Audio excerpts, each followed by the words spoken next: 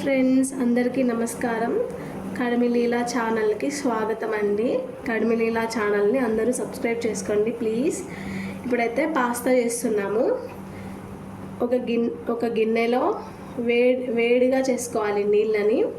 ఇప్పుడు ఇందులో కొంచెం ఆయిల్ వేసుకోవాలి లైట్గా, ఎందుకంటే పాస్తా అనేది సపరేట్గా ఉంటుంది.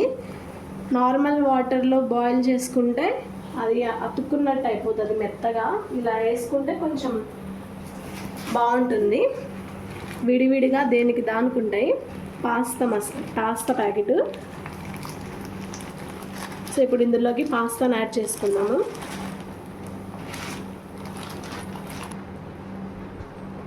పాస్తా అయితే వేసేసుకున్నాము. ఇప్పుడు ఒకసారి మిక్స్ చేసేసుకున్నాము. అయిపోయింది చూడండి. ఆయిల్ వేసినందుకు ఎంత విడివిడిగా ఉన్నాయో, దేనికి దానికి ఉన్నాయి.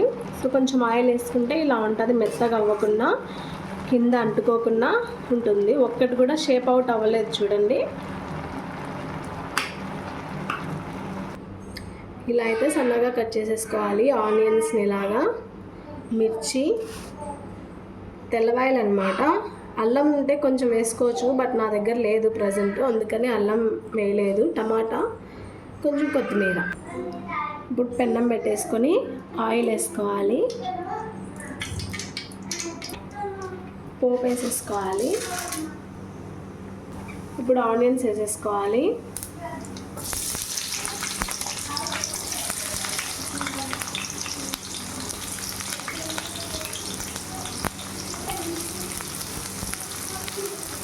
సన్నగా తరిగిన వెల్లుల్లి రెబ్బలు అన్నమాట. కొంచెం పసుపు వేసుకుందాము.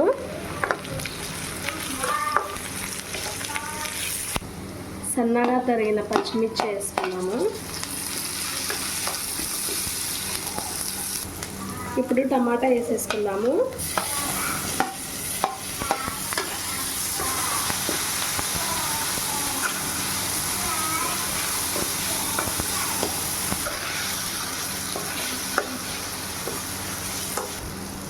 ఇప్పుడైతే కారం పొడి వేసేసుకున్నాము. ఇప్పుడు సాల్ట్ వేసేసుకోవాలి. దీన్ని ఒకసారి మంచిగా కలిపేసుకున్నాము.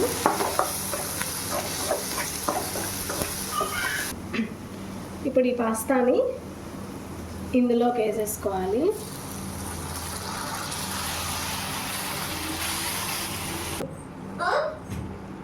ఇప్పుడు దీన్ని పాస్తా మసాలాని యాడ్ చేసేసుకోవాలి. పాస్తా ప్యాకెట్ అండి, బయట దొరుకుతుంది, 5 రూపీస్ ప్యాకెట్.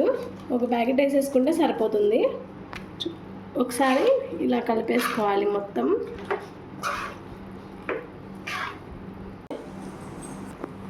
ఇప్పుడు పైన జస్ట్ కొత్తిమీర అలా చల్లేసుకోవాలి.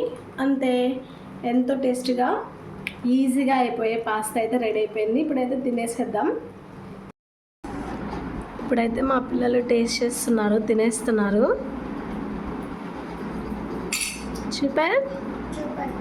సూపర్ అంట.